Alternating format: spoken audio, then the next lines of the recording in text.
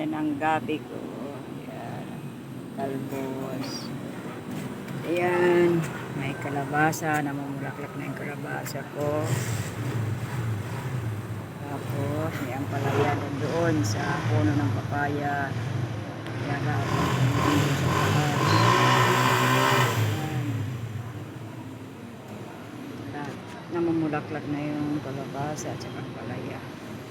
Yung kamatis papatay. Yan. Yan ang talbos. Gabi.